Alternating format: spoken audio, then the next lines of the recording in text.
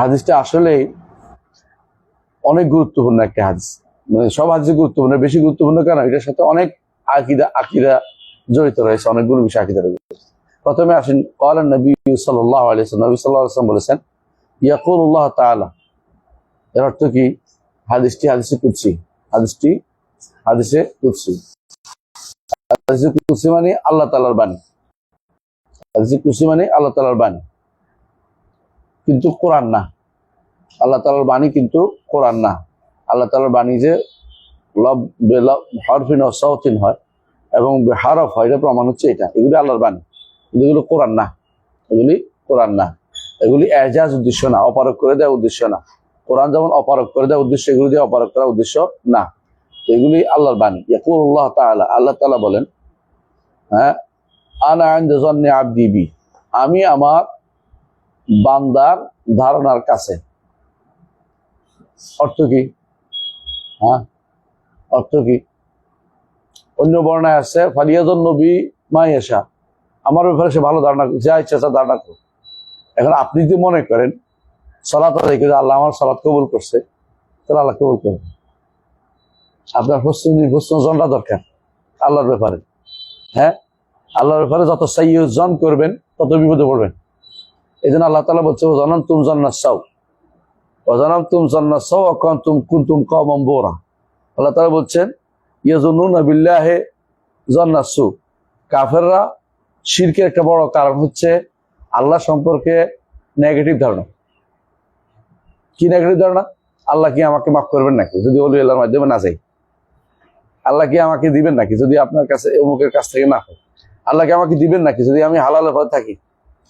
এজন্য শিরকের একটা বড় কারণ হচ্ছে আল্লাহ সম্পর্কে খারাপ ধারণা। আর শিরকের আরেকটা কারণ কি?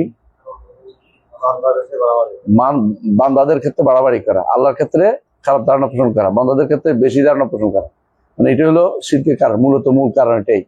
এই জন্য কোরআনে ইমাম ইবনুল কাইয়িম রাহমাতুল্লাহ আলাইহি তার বিভিন্ন গ্রন্থে, বিশেষ করে দাওয়া ওই গ্রন্থে উল্লেখ করেছেন শিরকের কারণের মধ্যে যে ফামান জান্না কেজা, যে ব্যক্তি এটা মনে করছে ফামা কাদ্দার আল্লাহ হাক্কা কাদরি, যে ব্যক্তি এটা মনে করবে খারাপ ধারণা পোষণ আল্লাহকে তার সঠিক মজা দিতে পারে না। যে ব্যক্তি আল্লাহ সম্পর্কে যত বেশি জানবে আল্লাহ সম্পর্কে বেশি ধারণা করবে যে এটা ঠিক, আল্লাহ এটা দিবে, আমার আল্লাহর বিষয় আছে। এই জন্য হাদিসে রাসূলুল্লাহ সাল্লাল্লাহু আলাইহি ওয়াসাল্লাম বলেছেন রুব্বা আশরাতা আকবারা লাউ আকসামা আলাল্লাহি লা আবাররা, অনেক মানুষ সাধারণ মানুষ কিন্তু আল্লাহর প্রতি তার বিশ্বাসের কারণে আসে একেবারে সব পেয়ে যায়। আর অনেক বড় বড় মানুষও খারাপ ধারণা নিয়ে কিছুই পায় না, আল্লাহ তার তার ভালো ধারণা নেই। যে ব্যক্তি ইবাদত করে, আল্লাহর নিয়ম মেনে চলে, শরিয়া মেনে চলে, সে ব্যক্তি আল্লাহ সম্পর্কে যত উত্তম ধারণা করবে আল্লাহ তার ধারণার কাছে আল্লাহ সেই ধারণা অনুসারে তাকে দেয়, এটাই বিশ্বাস করতে হবে। দুর্ভাগ্যবশত সুবহানাল্লাহ, বাংলা ভাষায় একজন একটা বই লিখেছে, আল্লাহ ওনাকে মাফ করুক, মরে গেছে, স্টাডি সার্কেল বললাম, ওটার মধ্যে লিখছে সকলের আল্লাহ একরকম না, এটা দিয়ে ধরে দিচ্ছে আনায়ন্দের জন্য আব্দি বিদান। হ্যাঁ, মানে সকলের আল্লাহ একরকম না, কথাটা এরকম না। আল্লাহ ঠিক তার মত, আল্লাহ তাআলা তার মতোই, কিন্তু বান্দা আল্লাহ সম্পর্কে খারাপ ধারণা পোষণ, এটা বলা দরকার ছিল, এটা না বলা কেন ভুলটা হয়েছে? তো আনায়ন্দের জন্য আব্দি বি, আমার বান্দা আমার ব্যাপারে যেই ধারণা করে তার কাছে আমি, যদি মনে করে আল্লাহ আমাকে ক্ষমা করবে, যদি বলে আমাকে ক্ষমা করবে না, তাহলে তিনি ক্ষমা করবেন। এই জন্য কেউ যদি মনে করে আমি দোয়া করছি কবুল হয় না, আল্লাহ কবুল করেন না, বলে আল্লাহ কবুল করেন, তাহলে এটা কিন্তু আল্লাহ সম্পর্কে সবসময় পজিটিভলি কথা বলতে হবে, নেগেটিভ সেন্সে কথা বলা যাবে না। এটা হচ্ছে আনায়ন্দের জন্য আব্দি বি, বুঝে আসছে কথাটা? এটা বুঝছেন তো? এরপর হচ্ছে ও আনা মাহু যে যাকারানি, যখন আল্লাহ আমার কথা স্মরণ করে আমার বান্দা, আমি তার সাথে আছি। এই সাথে থাকার অর্থ কি? মারিয়া আম্মা মারিয়া খাসা, দুটেই। যদি আমার আল্লাহর একান্ত বান্দা হয় তাহলে মারিয়া খাসা, সেটা কি? যে তাকে সাহায্য করবে, সহযোগিতা করবে, হ্যাঁ, নুসরাত ওয়া তাঈদ, তাকে সাহায্য সহযোগিতা করবেন এবং তার অভাব পূরণ করবেন, এটা হলো তার স্পেশাল বান্দা হলে তার এই মারিয়া অর্থ এটা। আর মারিয়ার আরেক অর্থ হচ্ছে আল্লাহ তাআলা জানেন এবং দেখেন এবং শোনেন, এটা হচ্ছে যখন সে আমাকে স্মরণ করে তখন তো আমি তার সাথে থাকি, এটা হলো মনে রাখতে হবে যে আল্লাহ তাআলা আমাকে দেখছেন, জানছেন এবং তিনি অতিরিক্ত, যিনি মানিয়া খাস, তার অতিরিক্ত সাব্যস্ত হবে, তিনি তাকে সাহায্য সহযোগিতা করবেন, তার দোয়া কবুল করবেন, এটা মনে রাখতে হবে। তাহলে ও আনা মারা হুইদা জাকারানি, হ্যাঁ আমি তার সাথে যখন সে আমাকে স্মরণ করছে। আরেক অর্থ এটাও, যে এটা পরে আসতেছে, যে তিনি মানি অর্থ হলো তিনি তাকে নিয়ে তার কাছে যারা তাদের সাথে আলোচনা করেন, যে আমার বান্দা আমার কথা আলোচনা করছে জগতের লোক। আমরা যে এখানে বসছি এটা তো জিকির, এটা মাজালিস জিকির, এটা বিশ্বাস করতেই হবে। এই যে এখানে যে আল্লাহ তাআলা এখানে ফেরেশতা পাঠাইছে, এখানে রহমত পাঠাচ্ছেন, কিন্তু আপনি বিশ্বাস না করলে হবে না। এটা হচ্ছে আনায়ন্দ জন্না আব্দিবি। আপনি যখন মনে করবেন রব্বানা লাকাল হামদ, হ্যাঁ সামি আল্লাহু লিমান হামিদা, আপনি এটা ইমান রাখবেন যে আল্লাহ তাআলা আমার কথা শুনছেন। ইমান রাখবেন যে রব্বা আলহামদুলিল্লাহ রাব্বিল আলামিন, আল্লাহ তাআলা আমার হামদ শুনছে। হ্যাঁ আর রহমানির রহিম, আল্লাহ তাআলা বলছেন। এটা বিশ্বাসের উপর নির্ভরশীল। আপনি যদি বিশ্বাস না করেন যে এটা কেমন হইলো, তাহলে তাআলা দিবে, আল্লাহ তাআলা বলবেন আল্লাহ আব্দিবি, আমার বান্দা আমার সময় খারাপ দান পোষণ করছে, আমি তাকে কিভাবে দেই। ওয়ানা মারা হুইজা জাকারানি, যখন সে আমাকে স্মরণ করে আমি তার সাথে আছি। সাথে থাকার অর্থ বুঝে আসছে তো, সাথে থাকার অর্থ কখনো লেগে থাকা নাই, সাথে থাকার অর্থ কখনো লেগে থাকা নাই। এটা কোরআন হাদিস পড়লে বুঝবেন। সাথে থাকার অর্থ লেগে থাকা খুব রেয়ার জায়গা হয়, রেয়ার জায়গা। দুনিয়াতে সবাই বলে হ্যাঁ আমি সাথে আসছি, তুই লিখে ফেল, চাঁদ আমার সাথে সাথে যাচ্ছে। হ্যাঁ আমরা একসাথে গিয়েছিলাম কোথায়, মদিনা ইউনিভার্সিটিতে, বলে কি এক গায়ের ভিতরে লেগে গেছি, এটা না, একই সময়ে গিয়েছিলাম বা একই অবস্থানে গিয়েছিলাম, অথবা আমরা এই কাজ করেছিলাম, আমরা একসাথে এই কাজটা করেছি, তাহলে গায়ে লেগে থাকা বোঝায় না, এটা হলো সাপোর্টিং বোঝায়। আল্লাহ তাআলা বান্দার সাথে আছেন যখন সে আল্লাহকে স্মরণ করে। কারণ আল্লাহ বলছেন কি ফাযকুরুনি আযকুরুকুম ওয়াশকুরুলি ওয়ালা তাকফুরুন, সুবহানাল্লাহ। যখনই আপনি আল্লাহকে স্মরণ করবেন, আল্লাহ আপনাকে স্মরণ করবেন। এবং একবার যদি আপনি সালাত সালাম পড়েন রাসূলের উপর, কি বলে আল্লাহ 10 বার পড়েন, তাহলে বোঝা গেল আপনি এটা মনে করেন আল্লাহু বিগাফিরিন আম্মা তা'মালুন, আপনি যা করেন আল্লাহ সম্পর্কে বেখবর, এটা মনে করার কোনো কারণ নেই। আপনি যদি কোনো একবার স্মরণ করতে পারেন, এটা বিশাল ব্যাপার। একবার সুবহানাল্লাহ পড়লে এটা চলে যায় আল্লাহর কাছে, এটা আসার সামনে চলে যায়। তো আপনি দেখতে পাচ্ছেন যে লাভ সবচেয়ে দুনিয়াতে সবই মালন, যদি কোনো জিক্রুল্লাহ ওমা ওয়ালা না হয়, আল্লাহ স্মরণ না হয়, তো দুনিয়া সবই অভিশপ্ত। আল্লাহর সাথে সম্পৃক্ত এবং আল্লাহ স্মরণ না হলে, স্মরণের সাথে সম্পৃক্ত কিছু না হলে দুনিয়া সবই অভিশপ্ত। আর একটা হলো আলেম মুতাআল্লিম, কারণ কেন তারা আল্লাহকে স্মরণ করে। তাই বলে এখানে বিজ্ঞানী বোঝানো হয় নাই, বা এখানে জ্যোতির্বিদ বোঝানো হয় নাই, অথবা দার্শনিক বোঝানো হয় নাই। আলেম বলতে বুঝাইছে যারা কোরআন সুন্নাহ এবং ফিকহ ফিদ্দিন নিয়ে গবেষণা করে, তাদেরকে বোঝানো হয়েছে। এরপর বলছেন ফাইন যাকারানি ফি নাফসিহি যাকারতু ফি নাফসি, কেউ যে নিজের মধ্যে আমাকে স্মরণ করে, আমিও আমার নিজে তাকে স্মরণ করি সত্তায়। অর্থাৎ কেউ যদি আমাকে নিজে স্মরণ করে, এ নাফসিহি অর্থ রূহিহি না, নিজে স্মরণ করে, অর্থাৎ নিজে সে একাকী স্মরণ করছে, যাকারতু ফি নাফসি। কারণ এটা কেমন বলছে, একাকীর অর্থ পরের অর্থ দিয়ে বোঝাচ্ছে, পরের অংশ। যাকারতু ফি নাফসি, আমি একাকী, আল্লাহ তাআলা, আমি যদি মনে মনে একান্তে বলি আল্লাহু আকবার, আল্লাহ তাআলা আমাকে এটা বুঝেন কি জন্য বলছি, একাকী বলছি, এবং আল্লাহ তাআলা এটার প্রতিদান আমাকে দিবেন, তাই না? আর যদি কোনো আমি একটা মালা, যেমন এখন মালা আমরা একসাথে অনেকগুলো আলোচনা করছি আল্লাহ সম্পর্কে, এটা একটা বিশাল নেয়ামত যে আল্লাহ সম্পর্কে আলোচনা করতে পারছি, আল্লাহ আমাদের তৌফিক দিয়েছেন, আপনার ঘুম বাদ দিয়ে আসছেন, এটা বিশাল নেয়ামত।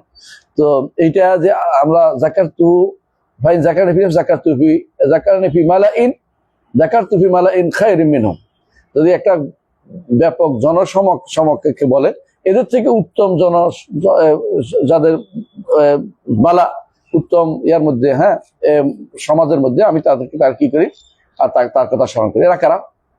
ফেরেশতা। কারণ আল্লাহর কাছে কারা আছে? ফেরেশতা। ফাল্লাযীনা ইনদা রাব্বিকা ইউসাব্বিহুনা লাহু বিল-লাইলি ওয়ান-নাহারি ওয়া হুম লা ইয়াফতুরুন, আল্লাহ তাআলার কাছে যারা আছে তারা রাত দিন তাসবিহ পাঠ করে, কি বলেন? সুবহানাল্লাহি ওয়া বিহামদিহি। ফেরেশতাদের তাসবিহ হচ্ছে সুবহানাল্লাহি ওয়া বিহামদিহি, ইউসাব্বিহুনা বিহামদি রাব্বিহিম ওয়া তারাল মালায়েকাতা হাফিনা মিন হাওলি আরশি ইউসাব্বিহুনা বিহামদি রাব্বিহিম। ফেরেশতারা আল্লাহর আরশের চারপাশে কি করে? ঘেরাও দিয়ে আছে। আরশ কত বড়, তার চারপাশ কত বড়, কত ফেরেশতা হইতে পারে, ফেরেশতার সংখ্যা কত, অর্বুদ কত কোটি কোটি কোটি কোটি আল্লাহ জানে। ওমা ইয়ালামু জুনুদা রাব্বিকা ইল্লা হু। আমরা জানি যে সবচেয়ে বড় সৃষ্টি কি? আরশ। আর আরশের চারপাশে কি? ফেরেশতারা। রাসূলুল্লাহ সাল্লাল্লাহু আলাইহি ওয়াসাল্লাম এজন্য বলেছেন আল্লাহ তাসিফুনা কামা তাসিফুল মালাইকাতু হাওলা আরশে। তো আমরা কি তোমরা কি সেভাবে কাতারবন্দি হবে না যেভাবে ফেরেশতারা আরশের চারপাশে কাতারবন্দি কিভাবে হয়, এতে মুনাসাফাল আউয়াল ফাল আউয়াল, আগের কাতার আগে করে রাখতে হয়, তাই না? সেইভাবে তো আমরা দুনিয়ার কাতারগুলি সেরকম হয়েছে, আরশের আরশের চারপাশে যে ফেরেশতারা যেভাবে আছে সেরকম এখনো আছে। তখনও যখন সর্বশেষ জান্নাতে যাবে তখনও দেখবো যে আরশের চারপাশে ফেরেশতারা কাতারবন্দি হয়ে আছে। এটা হচ্ছে আল্লাহর সবচেয়ে ফেরেশতারা যারা আল্লাহর আরশের সবচেয়ে কাছের ফেরেশতা, যারা আল্লাহ তাআলার আল্লাহ তাআলার আরশ আল্লাহ তাআলার কাছে আছে, যেগুলো ইনদা রাব্বিক। আর বহনকারী ফেরেশতারা আরো কাছে, আল্লাহর আরশ বহনকারী ফেরেশতারা আরো কাছে। আল্লাহর ফেরেশতাদের মধ্যে একটা গোষ্ঠী আছে আরশ বহন করে, আর একটা গোষ্ঠী আছে আল্লাহ চারপাশে তাসবিহ পাঠ করে। এটা আমরা বুঝতে পারলাম। ওয়াইন যাকারানি ফি মালাইন যাকারতু ফি মালাইন খায়রিন মিনহুম, এর উত্তম একটি মজলিসে আমি তাদের কথা আলোচনা করি। আমরা এখানে আল্লাহর কথা আলোচনা করছি। আল্লাহ ইনশাআল্লাহ আমরা আশা করি, বিশ্বাস করি, আমার জন্মের মধ্যে রাখবে উত্তম জন কি, আল্লাহ আমাদের কথা তার কাছে যারা আছে তাদের কাছে আলোচনা করছে। এরপরে বলছেন ওয়াইন তাকাররাবা ইলাইয়া বিশিবরিন তাকাররাবতু ইলাইহি যিরাআন, কেউ আমার কাছে নিকটে যদি এক বিঘত আসে আমি তার কাছে এক হাত আসি। জেরা অর্থ হাত, আরবরা সাধারণত আমরা জেরা অর্থ যে গজ করেছি, এটা আমাদের দেশে 2 হাতে 1 গজ, এটা আমাদের দেশে, এটা আরবদের এতে না, আরবদের হিসাবে না। আরবদের হিসাবে জেরা অর্থ হাত, আর শিবির অর্থ হলো বিঘত। তো কেউ যে আমার কাছে 1 বিঘত আসে আমি তার কাছে 1 হাত আসি, এর অর্থ কি আসলে? আপনি একটু ভালো করে তাকাবেন। সেটা হচ্ছে মানুষের নৈকট্যটা বিগতে না, মানে ইয়াতে না, মাসাফা দিয়ে না। আবু হানিফা রাহমাতুল্লাহ এটা তার শাইখুল আকবরের মধ্যে বলছেন, ওয়ালাইসাল কুলবু বিল মাসাফা, নৈকট্য কখনো মাসাফা দিয়ে না, মানে গণা দিয়ে না। নৈকট্য হচ্ছে কি দিয়ে, মানবী জিনিস। কেউ যে আমার কাছে মন থেকে আমার কাছে এগিয়ে আসে, যতটুকু আসবে আমার তার থেকে বেশি, তার থেকে এগিয়ে আসবে। আপনি যদি কোনো গুনাহ হয়েছে আপনার আনানের সামা, আসমানের মেঘ পর্যন্ত, কিন্তু আপনি আল্লাহর কাছে যখন ফিরে আসছেন, আল্লাহ আপনার কাছে সম পরিমাণ বা তার থেকে বেশি ক্ষমা নিয়ে আল্লাহ আপনার কাছে আসবে। এটা হলো উদ্দেশ্য। আপনি যতটুকু আগাবেন আল্লাহ আপনাকে ততটুকু আগাবে। আপনি বলেন যে আল্লাহ আমি আপনার দ্বীনের দিকে যাইতে চাই, আপনি শরিয়া পড়তে চাই, আল্লাহ বলতে তাকে সাহায্য করবেন তিনি। ইন তানসুরুল্লাহ ইয়ানসুরকুম, এটাই হলো মূল কথা। তিনি তোমাদের সাহায্য, আল্লাহকে সাহায্য করতে এগিয়ে যাবেন, আল্লাহ আপনার সাহায্য করবে। অর্থ কি? আল্লাহ আপনি কি আল্লাহর কি সাহায্য করবেন? আমার না, আপনি সাহায্য করতে পারেন, পানি নিয়ে আসেন, চা দিচ্ছেন, কিন্তু আল্লাহ তো এরকম না। আল্লাহ সাহায্য করার অর্থ কি? আল্লাহ দিনকে সাহায্য করে। ঠিক অনুরূপভাবে আল্লাহর দিকে এগিয়ে আসা অর্থ কি? আপনি দিনের দিকে এগিয়ে আসছেন, আপনি শরিয়া মানতে চান, আপনি আকীদা সিদ্ধ করতে চান, আপনি দিন প্রচার করতে চান, আপনি আল্লাহর জন্য আপনি নিজেকে সম্পূর্ণরূপে ডিভোটি করতে চান, আপনি নিজেকে ডিভোশন করতে চান। এটা পুরোটাই কিন্তু আল্লাহ তাআলা, আপনি যতটুকু আগাবেন আল্লাহ আপনার এদিকে আগাবেন। প্রমাণ করে দেখেন, সত্যি কথা, এটা প্রমাণিত সত্য। এটা আল্লাহ, আপনি যদি ইখলাসের সাথে এগিয়ে যান, আমি দিন শিখবো, আল্লাহ আপনার জন্য উন্মুক্ত করে দিবেন। ইখলাসে এগিয়ে যান, দিন শিখাবো, আল্লাহ আপনার জন্য সহজ করে দিবেন। আর দেখবেন অনেকে দেখবেন সময় পায় না, ব্যস্ত, ঘুম থেকে উঠে দৌড়াচ্ছে, আবার এসে উঠতেছে, তার জীবনের কোনো নাই, শান্তি নেই। কেন? সে শুধু দৌড়ের মধ্যে আছে। কিন্তু যে আল্লাহ তাআলা, কেউ যখন আল্লাহর জন্য নিজেকে ডিভোশন করতে পারে যে আমি আল্লাহর জন্য কাজ, আল্লাহ তার জন্য আবার উন্মুক্ত করে দিচ্ছেন, পথ খুলে দিচ্ছেন। আপনি একটা পথ হয়তো বন্ধ পাইছেন, আল্লাহ 10টা পথ খুলে দিচ্ছে আপনার জন্য। এটাই হচ্ছে উদ্দেশ্য, যে আমার দিকে যে এগিয়ে যাবে, হ্যাঁ, 1 বিঘত, আমি তার দিকে 1 হাত এগিয়ে যাব। অর্থাৎ সে যতটুকু আগাবে আমি তার থেকে বেশি তাকে সাহায্য করব। আল্লাহর পথে আপনাকে চলার জন্য নিজেকে আপনি আগে করবেন। এখানে আপনি বলতে পারেন যে এই তাকারুব করে আমরা কি তাবিল করছি না? তাবিল না তো, করবের অর্থ এটা। করব অর্থ কখনো মারিয়ার মতো লেগে থাকা বুঝায় না।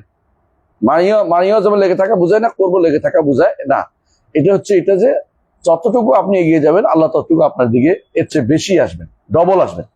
আপনি যে একটু যদি কোনো বলতে আল্লাহ আমাকে ক্ষমা করো, আল্লাহ আমার বান্দা চেয়েছে আমার ক্ষমা, আমি ক্ষমা করে দিব। আপনি একবার আল্লাহর কথা স্মরণ করছেন, আল্লাহ 10 বার স্মরণ করবেন। হাদিসে আছে কার কথা? রাসূল আল্লাহুম্মা সাল্লি আলা মুহাম্মদ বলছেন, আল্লাহ 10 বার বলবেন। আমরা এখন সাল্লাল্লাহু আলা মুহাম্মদ বলছি, আল্লাহ 10 বার বলবেন, বিশাল ব্যাপার। তাহলে একবারের জায়গা 10 বার। এখানে তো বলছে শুধু 1 বিঘতের জায়গা 1 হাত। আর আল্লাহ কখনো কখনো 10 বার, এটা কোনটা? সালাত সালাম হইলে 10 বার। আর যখন ফাজকুরুনি আযকুরুকুম, এটার মতোই, আমাকে স্মরণ করো আমি তোমাকে স্মরণ করবো। তুমি স্মরণ করছো বেশি মাহফিলে, আমি এর চেয়ে বেশি আরো উত্তমে। তুমি আমার কাছে 1 বিঘত এগিয়ে আসছো, স্মরণ করতে আসছো দিন জানানোর জন্য, আমি তোমাকে আরো বেশি সহযোগিতা করবো। এটাই হচ্ছে ইমানদার বান্দার জন্য আল্লাহ সাহায্য। যে ব্যক্তি 100 জন হত্যা করার পরে তওবা কবুল করছে, আল্লাহ করছে না, তার দিকে আল্লাহ এগিয়ে গেছে, আল্লাহর দিকে সে এগিয়ে গেছে, আল্লাহ তার দিকে ক্ষমা নিয়ে এগিয়ে গেছেন। এমনকি জমিনকে সংকুচিত করে দিয়েছেন যে আমার বান্দা আমার দিকে তওবা করতে আসতেছে, তার জন্য আমার সহযোগিতা করতে হবে। জমিনকে বলছেন সংকুচিত হয়ে যাও তার দিকে। এই যে দেখেন কেমনে আল্লাহ তাআলা এগিয়ে আসছেন, এটা এগিয়ে আসাটা বুঝতে হবে। আপনি এটা বুঝেন না, আমরা যেটা মনে করি যে অনেকে হয়তো আমাদের উপর দোষ দেয় যে এটা আমরা তাবিল করছি, এই তাবিল এখানে নয়। হ্যাঁ, আমরা যদি কোনো আল্লাহর আশাকে বলতাম, আল্লাহ বলছে আসছি, সেটাকে তাবিল করতাম, আমরা তাবিল হয়েছে। কিন্তু আশা বুঝায় আগমন কে বুঝায়? আশা কোনো অর্থ হয় না। কিন্তু পূর্ব যেটা নৈকট্য, এটা অর্থ কখনো কি নয়, হ্যাঁ, এটার অর্থ মাসাফা দিয়ে নয়, মানে দূরত্ব মাপার জিনিস না। এটা হচ্ছে আন্তরিক জিনিস, অর্থপূর্ণ জিনিস, এটাকে বুঝতে হবে। তো যেখানে যেটা রাখার নাম হচ্ছে শরীয়ত। আপনি সব জায়গাতে যদি কোনো বলেন যে আমি এটাকে আমার এটাকে আমি শাব্দিক অর্থের দিকে যাচ্ছি, যে শাব্দিক অর্থ শরীয়তের কোথাও বলা হয় নাই, আপনি নিজের মন মতো করে তৈরি করছেন, তাহলে আপনি বিভ্রান্তিতে লিপ্ত হয়েছেন, কোনো সন্দেহ নেই। শাব্দিক অর্থই আমরা বলি জাহের অর্থ। জাহের অর্থ কিভাবে নির্ধারিত হবে? সিয়াক সাবাক দিয়ে নির্ধারিত হবে, আগে পিছের কথা দিয়ে, আগে পিছের কথা দিয়ে। এবং সিয়াক আমরা জাহের অর্থ আর কি দিয়ে নির্ধারিত হবে? কোরআন হাদিসের অন্য ভাষ্য দিয়ে। জাহের অর্থ নির্ধারিত হবে এই শব্দটির অন্য জায়গাতে অর্থ কি ওইটা দিয়ে, কোরআনে কোথাও অর্থ হাদিসিক অর্থ কি আছে সেটা দিয়ে।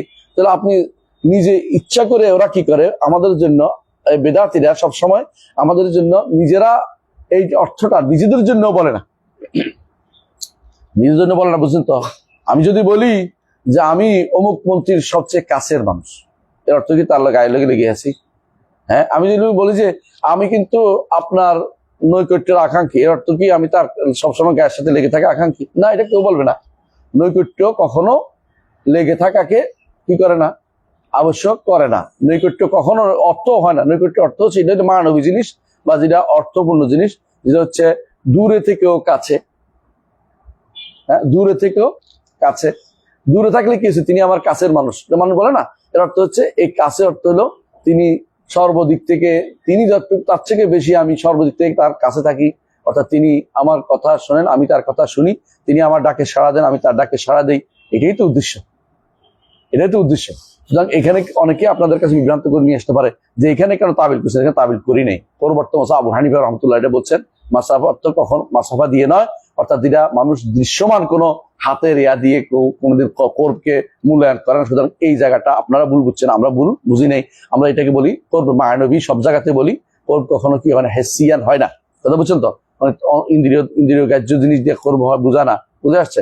তাই এটা বোঝায় একেবারেই কি স্বার্থে?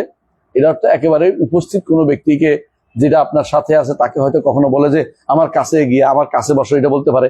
কাছে আসো অর্থ এদিকে আসো, এটা তখন শুধুমাত্র একেবারে উপস্থিত জীবিত সামনে উপস্থিত ব্যক্তি কখনো কোনো বলতে পারে। কিন্তু অধিকাংশ জায়গাতে কোরব অর্থ বোঝায় কি?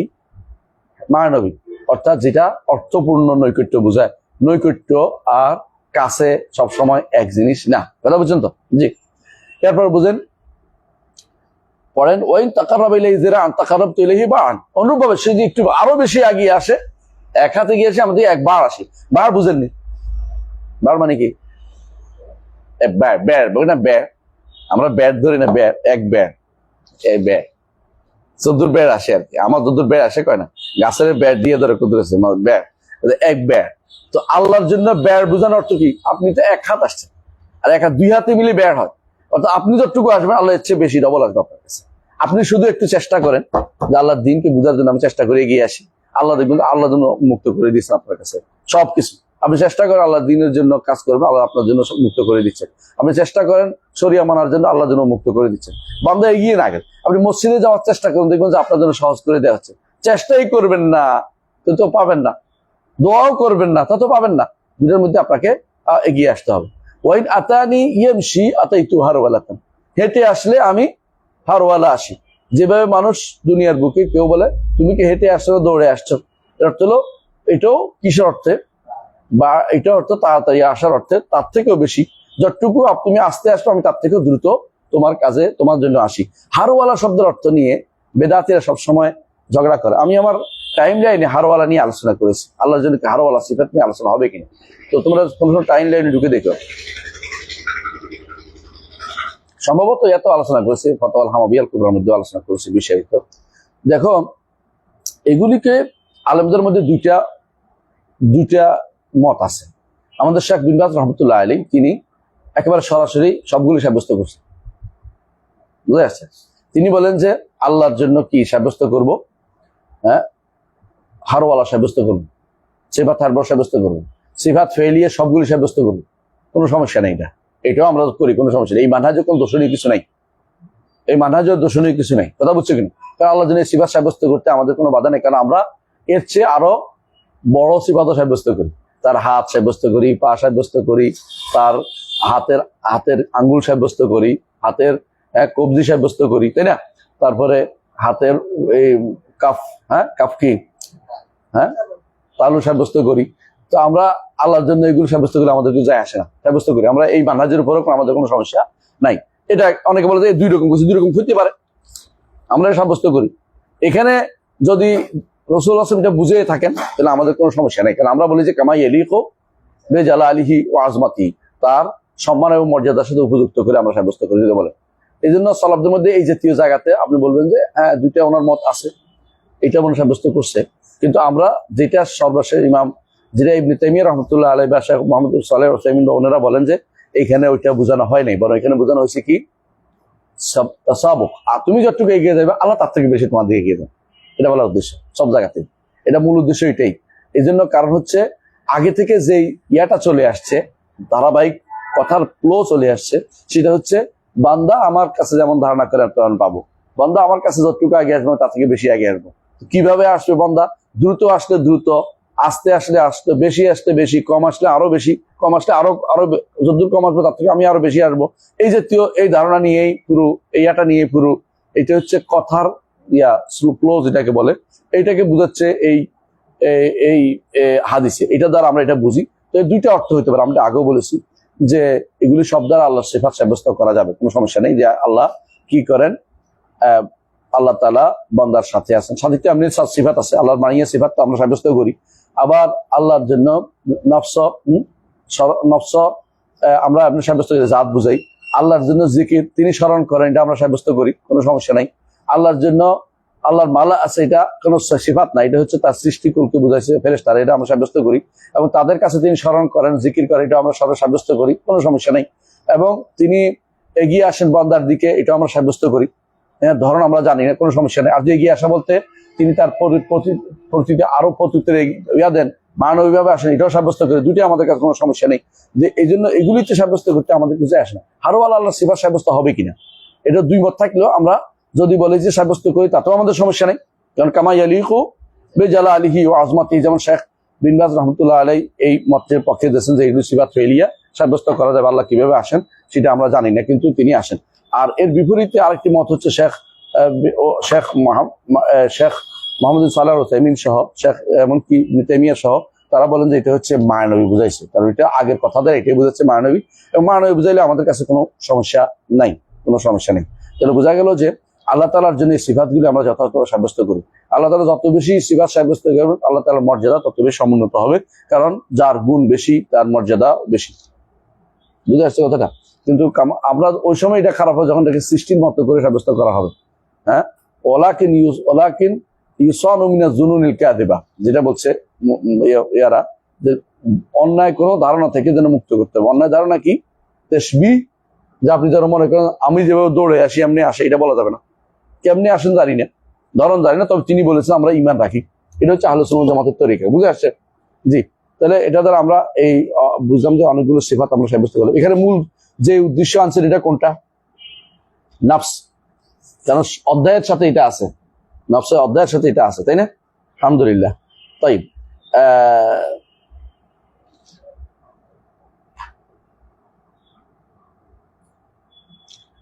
এখানে আরেকটি শব্দ আছে, আমরা বলেছিলাম না আমিন আহাদিন আগিয়ে আন্দাল্লাহ, দেখছেন না শব্দটা?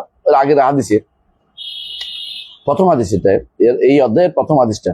তো এখানে আল্লাহর জন্য এটা এই সিফাতটা সাব্যস্ত হচ্ছে, তাই না? সিফাত সাব্যস্ত হচ্ছে। গায়রাত, যেটা গায়রাত কি ঈর্ষা বা আত্মমর্যাদা বোধের দরকার। বা ঈর্ষা মানে হচ্ছে নিজের একান্ত জায়গাতে ঈর্ষা করা, এটা দরকার আছে। এই মানে এখানে যেন কেউ হাত না দেয়, যেমন নিজের পরিবারের ক্ষেত্রে সবচেয়ে বেশি আগিয়ার যে ইমানদারটা বেশি, বুঝলেন কিনা? আপনি দেখেন যে আপনার বোনকে কাউ কথা বলতে দিবেন না, আপনার স্ত্রীকে কারোর সাথে কথা বলতে দিবেন না, অপরিচিত মানে কারোর সাথে কথা বলতে দিবেন না, মানে বেগানা যেটাকে বলে, তাহলে আপনি বেশি ইমানদার। মনে রাখতে হবে, এটা ইমানের দাবি। এই জন্য রাসূলুল্লাহ সাল্লাল্লাহু আলাইহি ওয়াসাল্লাম বলেছেন কি, সাদ আমার থেকে গায়ব, আমি সাদ থেকেও না, আমি জানি সাদ গায়ব, আর আল্লাহ আমি সাদ থেকেও গায়ব, কারণ তিনি বড় ইমানদার। আর আল্লাহ আমার থেকেও গায়ব, কারণ তিনি সবচেয়ে বেশি আত্মমর্যাদাবোধ সম্পন্ন। এই জন্য ইমানের পরিচয় গায়রাতের মধ্যে হয়। এই জন্য রাসূলুল্লাহ সাল্লাল্লাহু আলাইহি ওয়াসাল্লাম যেটা বলেছেন যে দায়ুস কেন জাহান্নামে যাবে বলছে, কারণ দায়ুসের মধ্যে গায়রাত ইমানিয়ে নেই। সে দেখতেছে তার মেয়ে মানুষের সাথে কথা বলতেছে, সে দেখতেছে তার স্ত্রী আরেকজনের সাথে ফটফট করতেছে, সে লাগাই দিছে কথা বলার জন্য। হ্যাঁ, আপনার ভাবি কথা বলেন, মানে তার মতো মানে বেকুব পৃথিবীতে আর কেউ হইতে পারে না। কয়েকদিন পরে বউ নিয়ে যাবে গাড়িটা। মানে এটা হচ্ছে আত্মমর্যাদাবোধ যার নাই সেইটা করতে পারে। যত বেশি তোমার স্ত্রীকে তুমি ইয়া দিতে পারবা, তুমি সেভ করতে পারবা, তত বেশি তুমি ইমানদার বলে বুঝতে হবে যে তোমার ইমানের দাবি এটা। আমি বুঝাতে পারছি কথাটা? কারোর সাথে কথা বলা, কারোর সাথে দেখা দেয়া, কারোর সাথে কথা এই পটপট করা, টেলিফোনে আলাপ করা, এগুলি কোনটাই শরীয়তে অনুমোদিত না। প্রয়োজন ছাড়া, প্রয়োজনে কি দরকারি একটা কথা হচ্ছে এটাই, এর বাইরে না, দ্বিতীয় কথাটা না, দ্বিতীয় কথাটা না। এই জাতীয় কথাগুলি শরীয়ত অনুমোদিত হতে পারে, অনুমোদিত না যারা যেগুলি করে এগুলি। এই জন্য গায়রাতটা খুবই দরকার। তো এই গায়রাতটা আল্লাহর একটা সিফাত। এখানে যে শব্দটা নিয়ে আসছে এটা হলো, দেখেন যেটার জন্য আসছে যে আহাদ বলা হয়েছে, মা মিন আহাদিন, কেউ। আল্লাহর জন্য কেউ শব্দটা ব্যবহার করা যাবে। আল্লাহ, আমরা একটু আগে বলছি, কেউ আল্লাহর চেয়ে বেশি গায়রাতমন্দ না। আল্লাহর জন্য কেউ, কোনো এক সত্তা, এটা ব্যবহার করা যাবে, যেহেতু হাদিসের মধ্যে আসছে। এটা ব্যবহার করার অর্থ হচ্ছে যে তিনি একটা অস্তিত্বশীল অস্তিত্বশীল সত্তা। আর যেটা অস্তিত্বশীল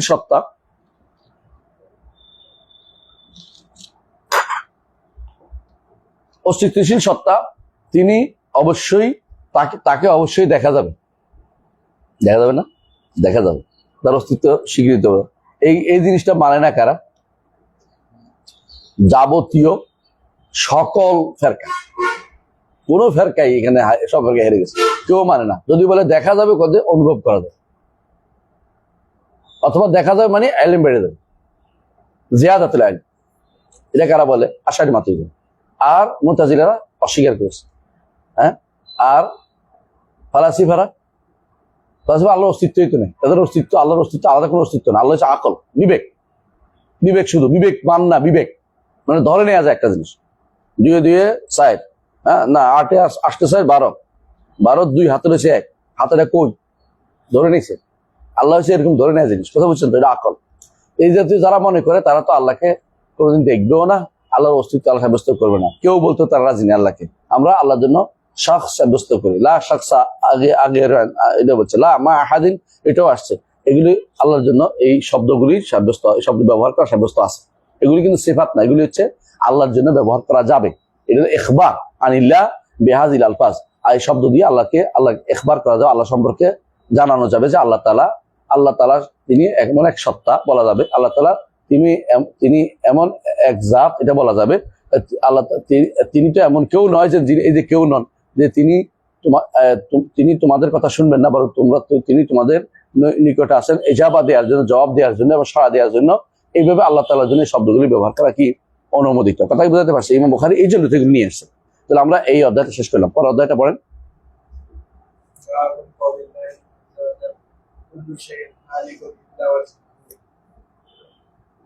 قال حدثنا قتيبة بن سعيد قال حدثنا محمد بن زيد عن عمرو عن جابر بن عبد الله قال لما نزلت هذه الآية قل هو القادر على أن يبعث عليكم عذابا من فوقكم قال النبي صلى الله عليه وسلم أعوذ بوجهك وقال أو من تحت أرجلكم فقال النبي صلى الله عليه وسلم أعوذ بوجهك قال أو يلبسكم شيعا فقال النبي صلى الله عليه وسلم هذا عيسى। طيب আলহামদুলিল্লাহ, এখানে এই অধ্যায়টি নতুন। এই অধ্যায়টি তিনি আল্লাহর জন্য চেহারা সাব্যস্ত করবেন। যারা আশ্চর্য হয়ে যায়,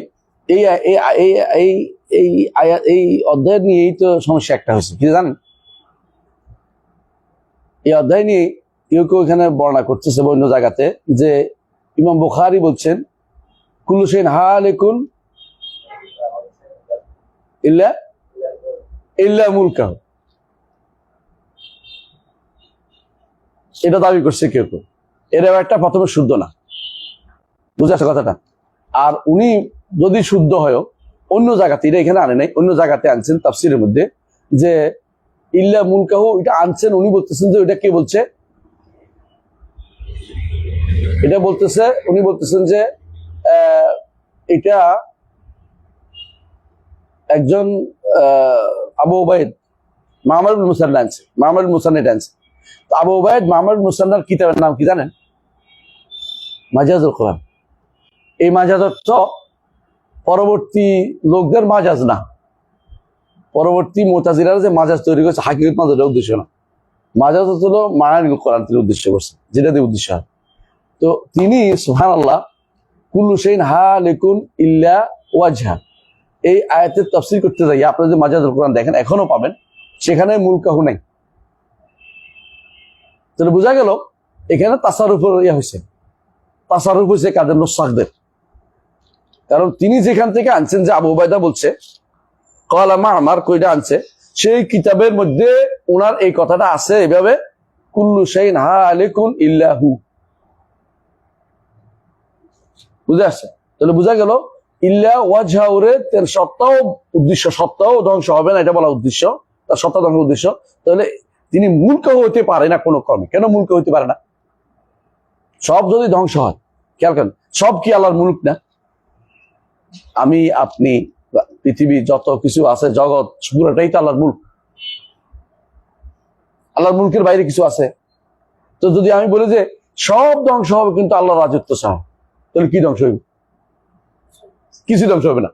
তাহলে কথা পরস্পর বিরোধী। এটা শাইখুল আলবানী রাহমাতুল্লাহ এর জন্য বলছে এটা কখনো ইমাম বুখারী বলেন নাই।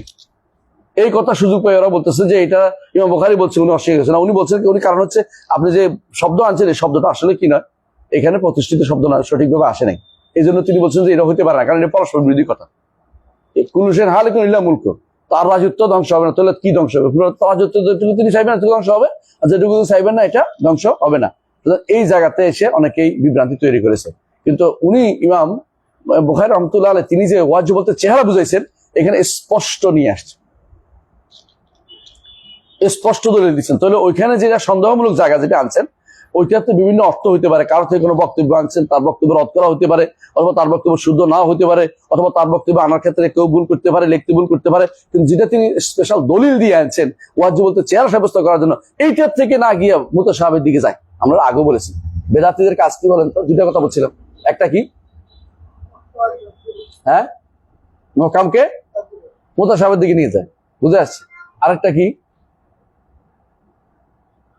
আরেকটা কি? দুইটা কাজ করে সবসময় কোরআন এবং সুন্নাহর মধ্যে তারা কি করে? কন্ট্রাডিক্টরি খোঁজে। সারাদিন তাদের কাজ হলো কন্ট্রাডিক্টরি খোঁজা। আর যারা আহলুস সুন্নাহ ওয়াল জামাত তারা সবসময় বিভাগ খুঁজে, মিল দেখে। আর যারা বেদাতি তারা কি দেখে? কন্ট্রাডিক্টরি খোঁজে। তাদের সবসময় এটার বিরুদ্ধে লাগে, তো এটার বিরুদ্ধে এটা বাদ।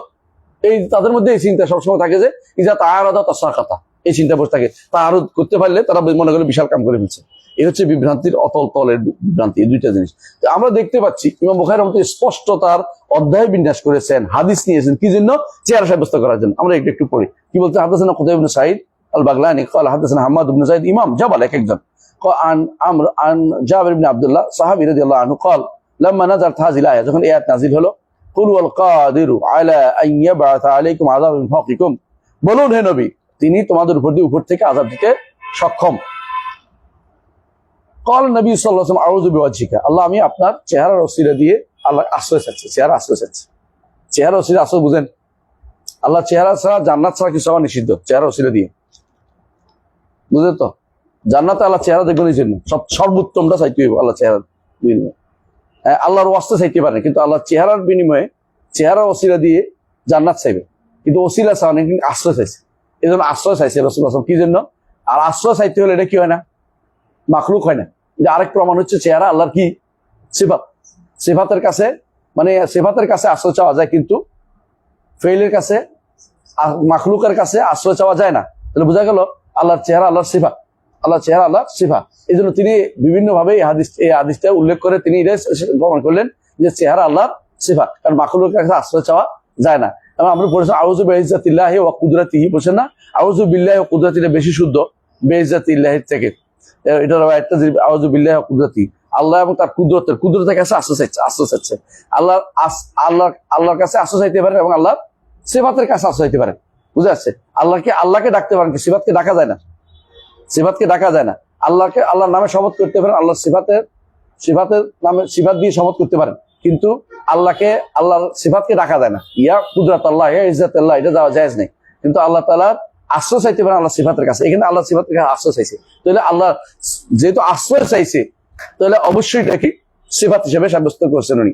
এই জন্য তিনি বলতেছেন আমি আল্লাহ আপনার চেহারার কাছে আশ্রয় চাই। কি জন্য? আপনি যদি উপর থেকে আযাব দিয়ে আমাদের ধ্বংস না করেন। উপর থেকে আযাব কি? আযাব কি?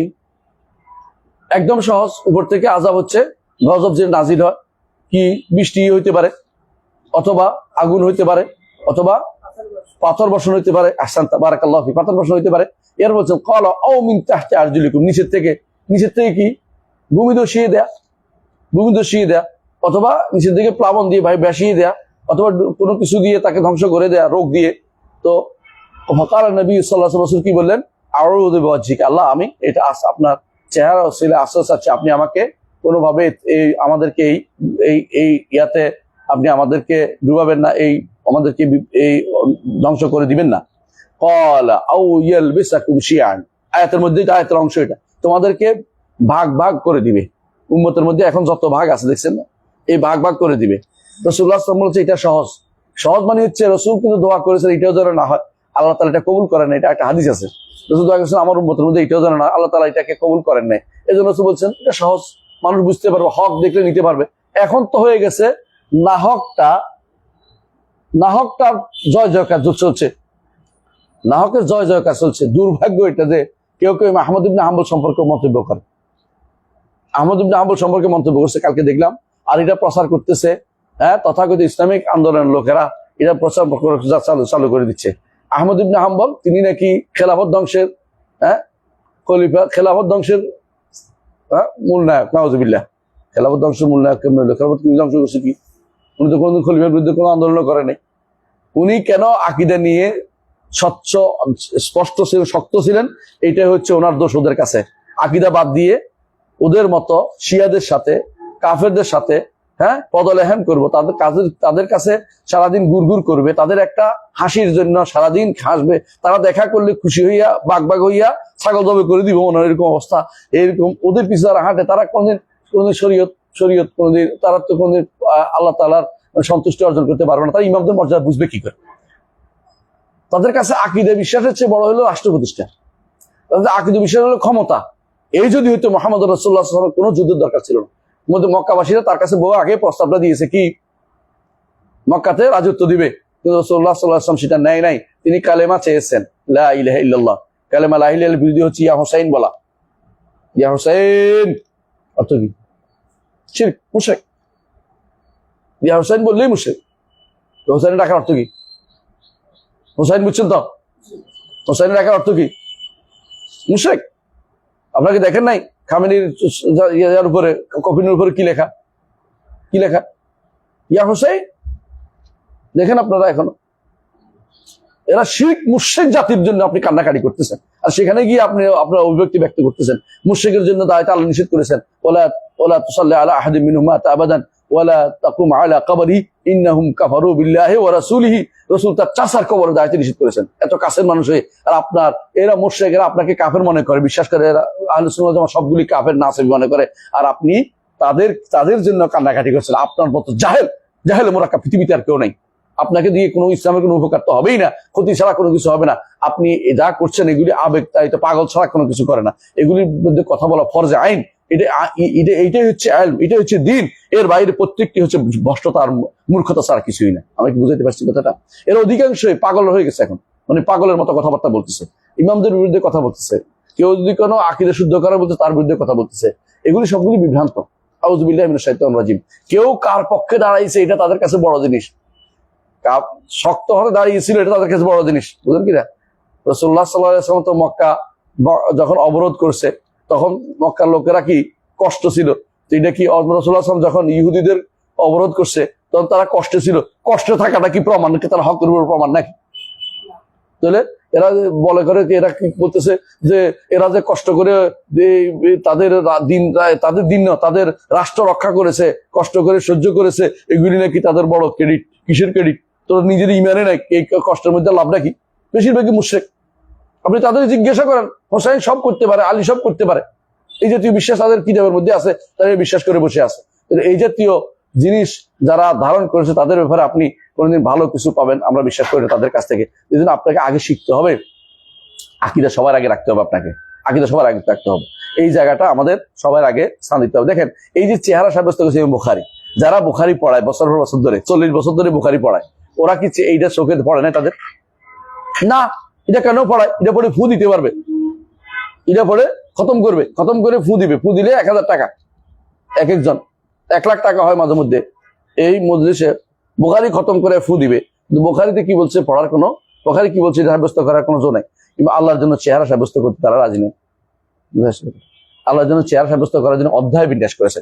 ইমাম বুখারী রাহমাতুল্লাহ আল্লাহ সিফাত জাতীয় সাব্যস্ত করলেন, আগেরটাও সিফাত জাতীয়, এটাও সিফাত জাতীয়, এই জন্য সিফাত জাতীয় সাব্যস্ত করছেন। এরপরটা তিনি সিফাত আইন সাব্যস্ত করবেন। এটা নিয়ে ইনশাআল্লাহ আগামী ক্লাসে আপনাদের সাথে আলোচনা হবে ইনশাআল্লাহ। সুবহানাকাল্লাহু ওয়া বিহামদিকা আশহাদু আল্লা ইলাহা ইল্লা আনতা আস্তাগফিরুকা ওয়া আতুবু ইলাইক। আসসালামু আলাইকুম ওয়া রাহমাতুল্লাহি ওয়া বারাকাতুহু।